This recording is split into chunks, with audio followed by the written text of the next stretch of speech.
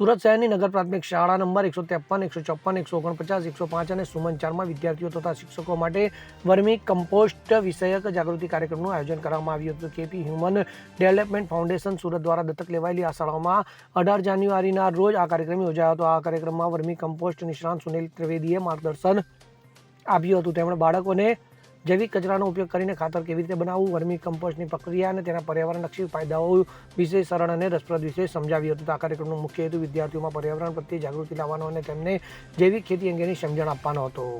Bureau report, CN24 news. હવે જુઓ દેશ દુનિયાની તમામ ખબરો તમારી આંગળીના ટેરવે.